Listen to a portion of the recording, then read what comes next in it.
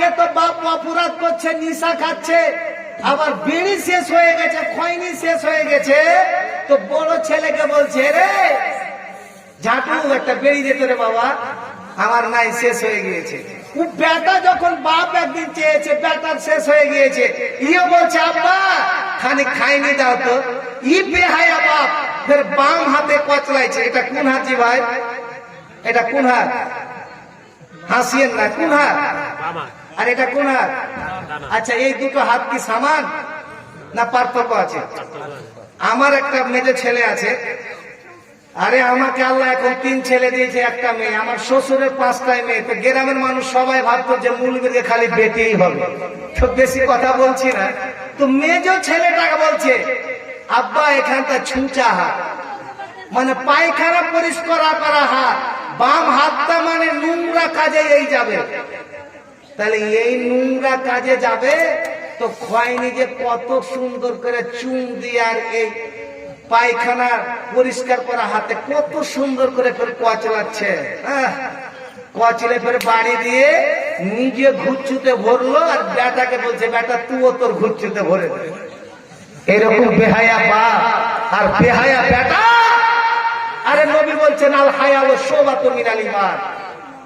তোর মতন বাপ আর তোর মতন বেটা আল্লাহ কেন যে পৃথিবীতে পাঠিয়েছে, একটা বাপ নিশা খাচ্ছে, আবার বেটাকে শিখিয়ে দিচ্ছে, আর বেটাকে আবার খয়নি কচলে দিচ্ছে, বেটা তোর ঘুচু তো দে, একটু লজ্জা করা দরকার। কেন এরকম বাপ হবে? নবী বলছেন, আল হায়া ও শোবাতু মিনাল ঈমান। লজ্জা করা, শরম করা, এটাও হচ্ছে একটা ঈমানের অঙ্গ। ভাইজান আমার, তো হাজরাতে আলী রাদিয়াল্লাহু তাআলা আনহু আর নবী মুহাম্মদ সাল্লাল্লাহু আলাইহি সাল্লাম দুইজন মিলে এক জায়গাতে বসে খেতে লেগেছেন। কি খাচ্ছেন? খেজুর। নবী বলেছেন কি, খেজুর গুলো বেশি করে খাচ্ছেন, আর খেয়ে বীজগুলোকে হযরত আলীর দিকে রেখে দিয়েছে, সম্পূর্ণ বীজ রেখে দিয়েছে। এবার নবী বলছেন, আলী কত বাবা তুমি খিদা পেয়েছো যে সব খেজুর তুমি খেয়েছো? বলছে, হুজুর আমার তো খিদা ছিল, আমি খেজুর খেয়েছি, কিন্তু খেজুরের একটাও বীজ খাইনি। আর আপনি যে কত ক্ষুধার্ত ছিলেন যে খেজুরের বীজ সহ আপনি গিলে খেয়ে নিয়েছেন। তো শ্বশুর জামাই কেমন মজা করছে, এরকম মজা খাওয়া চাই? আপনাদের এলাকায় একবার শুনেছিলাম, আমি জানি না, যে একটা ছোট্ট জামাই ছিল, বাইঠা জামাই। তো গল্প শুনেছিলাম যে বিয়ে এসেছে, তো চা শ্বশুর এই ছোট্টটাকে বেলে উলঙ্গ করে দিয়েছে। তো আমি বললাম, নাউজুবিল্লাহি মিন জালিক, এইভাবে কোনো মানুষকে মজাক করে অপমান করা যায় না। চলো না ভাই আমার। এবার যখন এই মেয়েটার বাচ্চাটা খেতে লেগেছে, সুবহানাল্লাহ, বাচ্চাটা এবার যখন রুটি খেতে লেগেছে, আর বিশেষ করে দেখবেন যাদেরকে আল্লাহ রাব্বুল আলামিন সেই বাচ্চাগুলো দিয়েছে, আল্লাহ কোরআনে বলছেন, আল মাল ওয়াল বানুন জিনাতুল হায়াতিদ দুনিয়া। আল্লাহ বলছেন, এরে আমার বান্দা বান্দিরা, পৃথিবীতে আমি আল্লাহ যাদেরকে টাকা দিলাম, পয়সা দিলাম এবং ছেলে মেয়ে দিলাম, এইগুলো হচ্ছে পৃথিবীর সৌন্দর্য, পৃথিবীর আনন্দ। কিন্তু বান্দারে শুধু ছেলে দিয়েছি, ছেলেকে ছেলের মতো করে মানুষ করতে হবে, মেয়েকে মেয়ের মতো মানুষ করতে হবে। এ আমার, যখন তোমার পেটে বাচ্চা আসবে, ওই সময় তুমি বেহায়া হবে না, বেলজ্জা হবে না। কারণ নবী বলছে যে আমার তো জমানায় সেই মেয়েগুলো আসবে না, লাম আরা, আমি দেখতে পাবো না। কিন্তু এমন একটা জামানা আসবে, 2 প্রকারের মহিলা, এরা জান্নাত পাবে না, এরা জাহান্নামে যাবে। জাহান্নামে যাবে তো ঠিক, কিন্তু এরা জান্নাতের সেন্টুকু পাবে না। প্রথম নাম্বার নবী বলছেন সিনফানে, এই দু প্রকার মহিলা। প্রথম নাম্বার মহিলা, এক নাম্বার হলো এরা যে কাপড় পরিধান করবে, এরা পোশাক পরিধান করবে শুধু নামের পোশাক, কিন্তু আসলে এই পোশাকের শরীর এবং নিজস্ব গোটা শরীর ঢাকবে না। যেমন এখান থেকে যদি মায়েরা হাফ ব্লাউজ পরে, এখান থেকে ফাঁকা না, এখান থেকে ব্লাউজ পরছে তাহলে পুরো পিঠ ফাঁকা। আজ থেকে আমি প্রত্যেক বাবাকে বলবো, যারা বিয়ে করেছেন ভাই তাদেরকে বলবো, এই হাফ হাতা ব্লাউজ কিনবেন না, খবরদার। কারণ যখনই আপনার স্ত্রীকে হাফ হাতা ব্লাউজ পরাবেন, আপনার স্ত্রী যদি নাইটি না পরে, ম্যাক্সি না পরে, ওই কাপড় দিয়ে তো এটা পুরো ঢাকবে না, মানুষ দেখতে পাবে। তো নবী যে বলছেন যে এক প্রকার মহিলা ওরা জান্নাতে যাবে না, যাবে না। কোন প্রকার? যে মহিলাগুলো কাপড় পরিধান করবে কিন্তু পরেও তারা উলঙ্গ। বলেন তো হাফ ব্লাউজ পরে নামাজ হবে? আচ্ছা 11 হাত হোক বা 12 হাত হোক কাপড়, ওই কাপড় কি পরে গোটা শরীর ঢাকবে? এক জায়গাতে একজনের বউ যদি বেচারা ম্যাক্সি কিনে নিয়েছে, নাইটি কিনে নিয়েছে, শাশুড়ি বলছে আমি নাইটি পরতে দেব না। আচ্ছা নাইটিতে বেশি পর্দা না কাপড়ে পর্দা? আপনারা বলেন, কথা বলেন না, কিসে পর্দা বেশি? নাইটিতে পর্দা। কিন্তু এক জায়গায় ওয়াজ করে আসলাম যে পর্দা করো, নাইটি পরো, তো নাইটি এবার সবাই পড়তে লেগেছে, কিন্তু ওড়না আর মাথায় দেয় না। তো কাজ হবে? কেমন হলো? ওই রকমই তো পর্দা হলো, যে সব গ্রামের মানুষ চলে যাচ্ছে, বলে বেটাকে দাঁড়িয়ে রেখেছে, বেটা দেখিস সব যাচ্ছে, বলছে বলছে জানিস না ওটা আমাদের গোয়াল, বলছে ওটা জানিস না যে আমাদের গ্রামের মোড়ল। এই করে করে সবাই যাচ্ছে, যখনই মাকে বলছে মা রেগে একাকার হয়ে যাচ্ছে। এবার যখন আপনাদের গ্রামের মৌলানা ইমাম সাহেব যখন বেরিয়েছে, আল্লাহ, তখন এবার মাথা ঢাকছে। হাই বেহায়া, মানে মৌলবীকে দেখে মাথা ঢাকবে, গোয়াল গেল, উমুক গেল, ধুমুক গেল, কাউকে দেখে মাথা ঢাকবে না। তো ম্যাক্সি পড়ছে, এবার মাথা উদাম হয়ে গেল, কাজ হবে? ও জাহান্নামে যাবে। ভাইজান আমার একটাই কথা, সেই মহিলাগুলো জাহান্নামে যাবে।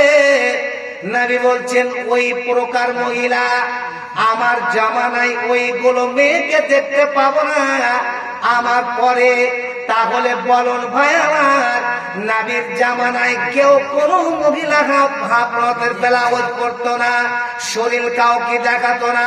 এবার চলুন আমার দ্বিতীয় নম্বর, নবী বলছেন ওই প্রকার মহিলা জাহান্নামে যাবে, কোনদিন জান্নাত পাবে না, পাবে না, এবং জান্নাতের সেন্টও পাবে না। কোন মহিলা? যেমন উট দেখেছেন, উটের যে চূড়াতে যেটা কুচ থাকে উঁচা হয়ে, কিছু মহিলা আছে, নবী বলছেন আমি আমার জমানায় না, পরে মহিলাগুলো আসবে, ওরা মাথার ঝুঁটি বাঁধবে আর এখানে খোপা বাঁধবে, একবারে মাথার উপরে উটের ওই চূড়ার মতো করে, কুজের মতো করে। নবী বলছেন এরা তো জান্নাত যাওয়া দূরের কথা, এরা তো জাহান্নামে যাবে, এরা কোনদিন জান্নাতটুকু পাবে না। এবার চলুন ভাই আমার, এই যে বাচ্চাটাকে নিয়ে এসেছেন, ঠিক নবী আমার বললেন এরে আমার সাহাবীরা, কিন্তু প্রথমে নবী বললেন কোন একজন আল্লাহর বান্দা আছো, এই মেয়েটার বাচ্চাটাকে তোমরা নিয়ে নাও, একে মানুষ করতে হবে, একে সুন্দর করে মানুষের মতো মানুষ তৈরি করতে হবে। এবার ওই মহিলাটাকে নিয়ে আসলেন, নবী বললেন নিয়ে যাও। কারণ ভাইজান আমার ভালো করে শুনবেন, যারা বিবাহিত পুরুষ, বিবাহিত নারী, যাদের বিয়ে হয়ে গিয়েছে, ছেলে হোক বা মেয়ে হোক, এরা যদি ব্যভিচারে ধরা পড়ে, কাউরির সঙ্গে ধরা পড়ে, এবার আল্লাহর কোরআন বলছে এদের শাস্তি হলো, এদের পৃথিবীতে বাঁচবার বাঁচবার উপায় নাই। এরে ভাই আমার, বিশেষ করে যাদের বিয়ে হয়ে গিয়েছে, আল্লাহকে দেখে ভয় করো, আল্লাহকে দেখে ভয় করো, এবং ওই নোংরা রাস্তা থেকে তোমরা সরে যাও। সরে যদি যাও, এর আগে বললাম নবী বলছেন জান্নাতের জামিনদার নিয়ে নিলাম।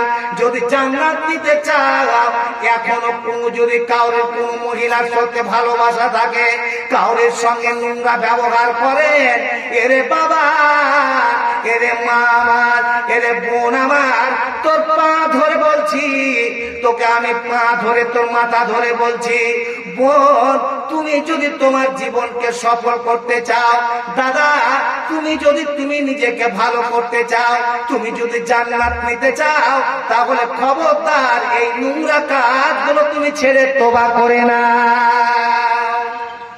এখনো সময় আছে, আল্লাহর দরবারে তওবা করো। কারণ যারা অবিবাহিত 100 করে কোড়া খেয়ে বাঁচবে, কিন্তু তোমার শাস্তি হলো তোমাকে কোমর থেকে গর্ত করে পুঁতে পাথর ছুঁড়ে ছুঁড়ে যতক্ষণ পর্যন্ত তুমি না মরবে, ততক্ষণ পর্যন্ত তোমাকে ছাড়া হবে না।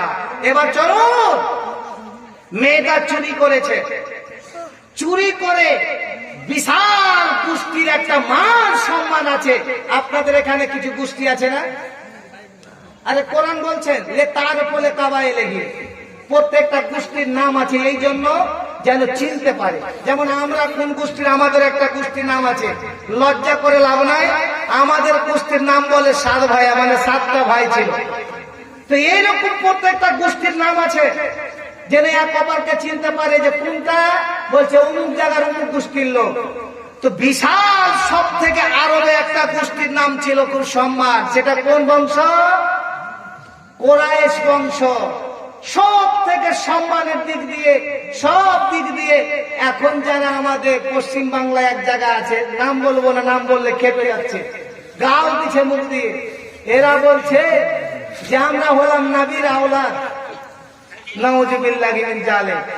এই জন্য এরা বাড়াবাড়ি করে ফতোয়া দিচ্ছে যে নবী চলে আসলো। আহা, তো এবার মহিলাটাকে বাঁচাতে হবে কেমন করে? কাকে বলবো গিয়ে? আর যদি হাত কাটা যায় তো মেয়েটার তো মান সম্মান যাবে, গোটা গোষ্ঠীর মান সম্মান বলতে কিছু থাকবে না। সুবহানাল্লাহ। এবার কাকে গিয়ে বলা যাবে? চল সেই নবীর ভালোবাসা, ওই হাজরাতে ওসামা বিন যায়েদ, নবীর সঙ্গে তার থাকা, নবীর সঙ্গে খাওয়া দাওয়া, সব জায়গা নবীর সঙ্গে সে যায়, নবীকে বাবা বলে, সব মেনে নিয়েছে। চল নবীকে গিয়ে বলবো, নবীর ওই ছেলেকে গিয়ে বলবো। এবার এরা গিয়েছে, ওসামা শোনো, যদি নবীকে টাকা লাগে, যত টাকা লাগে, যত পয়সা লাগে, সোনা চাঁদি লাগে, যা লাগে দেব, কিন্তু ওসামা গিয়ে নবীকে বল, যেই করে হোক, যেই কৌশলে হোক, যেন আমাদের মেয়ে যেন হাতটা না কাটা যায়। কারণ হচ্ছে আমাদের বর্তমান ভারতবর্ষে সেই বেচারা সত্যি ন্যায়ের উপর আছে, কিন্তু যে অন্যায় করেছে তার বিশাল টাকা, সে বিশাল পয়সা আলা, গ্রামের যারা শিয়ানা তাদেরকে টাকা দিয়ে দিল, যেমন করে হোক ওই লোকটাকে আমার সময় দুর্বল করতে হবে, আমার সামনে মাথা নত করাতে হবে, নচেত তাকে টাকা দিয়ে কেস করে তার মান সম্মানটা হানি করব। কিন্তু এরা আল্লাহর বান্দা, আর পৃথিবীতে তুমি যদি কাউরে মান সম্মান নষ্ট করো, সেই দিন আল্লাহ রাব্বুল আলামিন তোমাকে ক্ষমা করবে না, তোমাকে মাফ করবে না, যতক্ষণ পর্যন্ত তুমি তার কাছ থেকে ক্ষমা না নিবে, তার কাছ থেকে গিয়ে তুমি মাফ না নিবে, ততক্ষণ পর্যন্ত আল্লাহ তোমাকে ক্ষমা করবে না। এবার চলুন ভাই আমার, সেই বেচারারা টাকা পয়সা নিয়ে হাজরাত ওসামাকে বলা। হাজরাতে ওসামা শুনলেন। এবার শুনে নবী বসে আছে, নবীর কাছে গিয়ে যেমনই বলা, হুজুর গো, এরা বিশাল পরিমাণ সম্মান আলা গোষ্ঠীর লোক, এদের একটা মহিলা, এদের একটা মেয়ে, যার নাম হচ্ছে ফাতেমা। আপনার মেয়ের সেই নাম ফাতেমা, এই বেচারা চুরি করেছে, তার জন্য তো হাত কাটা যাবে। কৌশলে হোক, আপনি যদি এর হাতটা আপনি বাঁচাতে পারেন, সুবহানাল্লাহ। ভাইজান আমার, নবীর ভাষণ কিন্তু দুই রকম ছিল। যদি কেউ অন্যায় করত, নবীর চেহারা লাল হয়ে যেত, সঙ্গে সঙ্গে নবী ওসামার দিক তাকাচ্ছেন, দিয়ে বলছেন, ইয়া ওসামা বিন যায়েদ, আতাসফাউ মিন হাদ্দিন মিন হুদুদিল্লাহ। এর আল্লাহর বান্দা ওসামা, যেখানে আল্লাহ রাব্বুল আলামিন বলেছেন চুরি করতে গেলে হাত কাটা যাবে, আর ওসামা, তুমি আল্লাহর আইনে, আল্লাহ যেটা নিয়ম করে দিয়েছে সেই নিয়মে তুমি ভঙ্গ করার জন্য তুমি আমার কাছে এসেছো। সুবহানাল্লাহ। ভাই আমার, নবীর চেহারা এমন ভাবে লাল হয়ে গিয়েছে, মনে হচ্ছে নবীর চেহারা দিয়ে রক্তগুলো ফুটে বেরিয়ে যাবে, সব নবীর মাংসগুলো ফুটে যাবে। কারণ আল্লাহ রাব্বুল আলামিন নবীকে এত সুন্দর করেছিল, নবীকে এত আল্লাহ চেহারা দিয়েছিল। চলো নবী আমার এশারের নামাজ পড়ে 14 তারিখের চাঁদ, সাহাবীরাও সঙ্গে সঙ্গে জামাতে নামাজ পড়েছেন। এবার বারান্দায় বেরিয়ে গিয়ে একবার সাহাবীরা চাঁদের দিকে দেখছেন, একবার নবীর দিকে দেখছেন, নবীর চেহারা দিক দেখছেন, এবার বারবার চোখটা ফেরাচ্ছেন। এবার নবী যেমন নবীর চোখটা পড়া, নবীর নজর পড়া, নবী বলছেন মুচকি মেরে হেসে, এরে আমার সাহাবীরা, এরে আমার ভালোবাসারা, কি তোমরা দেখতে, দয়া করে বলো নবী গো, আজ আমরা দেখছিলাম যে আল্লাহ আপনাকে বেশি সুন্দর করেছে না চাঁদকে সুন্দর করেছে, দুইটার মধ্যে আমরা ভালো করে একটু পার্থক্য করছিলাম। তো দেখলাম চাঁদ থেকে আল্লাহ রাব্বুল আলামিন আপনাকে সুন্দর করেছে। সুবহানাল্লাহ। সেই নবী বলছেন, ওসামা শোনো, আমি নবী বলছি, এর আগে আল্লাহ রাব্বুল আলামিন অনেকগুলো গোষ্ঠীর লোককে আল্লাহ ধ্বংস করে দিয়েছে, তাদেরকে আযাব দিয়ে আল্লাহ শেষ করে দিয়েছে। কারণ এই জন্য যখন তাদের মধ্যে কোনো একটা গরিব মেয়ে একটা ধনী লোকের সঙ্গে ধরা পড়তো, ব্যভিচার হোক, যে কোনো কাজে হোক, গ্রামের মানুষ সবাই মিলে বসে ওই গরিবের মেয়েটাকে এমন করে মারতো, এমন করে প্রহার করতো, এমন ভাবে তাকে পিটতো, পিটে দুনিয়া থেকে বিদায় করে দিত। আর যদি ধনী লোকের ছেলে হতো, ধনীদের মেয়ে হতো, তাদের ওপর কোনো এক কিঞ্চিত পরিমাণ কোনো শাস্তি হতো না। ওরে ওসামা, আমি নবী বলছি, ওই মেয়েটা যদি না হয়ে আমার কলেজার টুকরো মেয়ে, যেই মেয়ে আজ পৃথিবীতে মা বোনদের সবার জান্নাতের চাবিকাঠি, হাজরাতে ফাতেমা তো জোহরা, নবীর মেয়ে, হাজরাতে আলীর স্ত্রী, সেই হাসান হুসাইনের মা, যার হাতে জান্নাতের চাবি থাকবে। এ আমার মায়েরা, এরে আমার বোনেরা, আজ তোমরা যদি জান্নাত নিতে চাও, হাজরাত ফাতেমার চাবি খুলে জান্নাত নিতে চাও, ওই মা ফাতেমার মতো, আপনি হাজরাতে খাদিজার মতো, হাজরাতে আয়েশার মতো তোমরাও তৈরি হয়ে যাও। তারা যদি জান্নাত যেতে পারে, তারা যদি পৃথিবীতে জান্নাতের সুসংবাদ পেতে পারে, হাজরাতে খাদিজা জিবরিল সালাম দিতে পারে, এ বোন আমার, এ মা আমার, তোমরাও তাদের জাত, তোমরা কেন জান্নাত নিতে পারবে না? কেন তোমরা জান্নাত যেতে পারবে না? তার জন্য নবী বলছেন, আলমারাতু খামসা সাল্লাত সামাহা ওয়া শামাত সারাহা ওয়া সানাত ফারজাহা ওয়া তাআত বালাহা। নবী আমার বলছেন, যদি কোনো মহিলার মধ্যে, কোনো মেয়ে ছেলের মধ্যে এই 5টা জিনিস যদি পাওয়া যায়, নবী বলছেন এরা জান্নাত যাবে, জান্নাত যেতে এদের কোনো সমস্যা হবে না। প্রথম নাম্বার, রমজান মাস আসলে রোজা রাখবে। ভাইজান ভাষণ বেড়ে যাচ্ছে। নবী একদিন শুয়ে আছেন হাজরাতে, দুইজন ফেরেশতা হাজরাতে জিবরিল আর একজন ফেরেশতা সংক্ষিপ্ত টেনে দিচ্ছি, নবীকে বলছে নবী উঠেন। নবী বলছে কোথায়? বলছে আপনি উঠুন, এই যে সামনে পাহাড় দেখছেন, ওই পাহাড়ে আপনাকে নিয়ে যাবো। নবী বলছেন আমার দ্বারা সম্ভব হবে না, আমি যেতে পারবো না। কি নাম জি ভাই? সিরাজুল তো আমার বড় দাদার নাম, আর আলহামদুলিল্লাহ দাদাকে পেয়েছি। তো প্রথম একটা দান বাবা মার নামে তো দাদা এটাই থাকবে না বাড়বে? ওইটাই কিছু বাড়বে না? একটু দেখেন লাস্টে, আরে লাস্ট যার ভালো তার সবই ভালো। তো যাক যাক কিছু বলবো না দাদা। আল্লাহর কোরআন বলছেন ইন্না ইদ্দাতাশ শুহুরি ইনদাল্লাহি 12 শাহরা, আল্লাহর কাছে 12টা মাস একটা বছর হয়। তা আমার বড় দাদা সিরাজুল 1000 টাকা দিয়েছে, আর 200 টাকা দিলে আলহামদুলিল্লাহ 1200 হয়ে যাবে। একবারে এক বছরের নাকি আল্লাহ রাব্বুল আলামিন দেবে। নারে তাকবীর! তো আপনারা যদি দানটা দেন জলদি করে দিয়ে দেন, আর যদি রাত্রি অবধি বসে থাকেন ইনশাআল্লাহ চালাবো, অসুবিধা নেই। তো একটু যারা দান দিবেন একটু দিয়ে, আপনাদের ভালো লাগছে তো? তো ভাই আমার বড় দাদা সিরাজুল বাবা মা সব পরিবারের জন্য 1200 টাকা। কই সাহাব আলী ভাই এখানে আছে? তো সাহাব আলী ভাই ঠিকাদার 5000। নারে তাকবীর! আপনারা 10টা মিনিট খেলে দানকে দিয়ে দেন, ইনশাআল্লাহ আপনারা বসে থাকেন, আমি আবার সে কোরআন হাদিস থেকে কথা বলবো। লিয়াছেন তো দানটি, কারণ মাদ্রাসার প্রয়োজন আছে।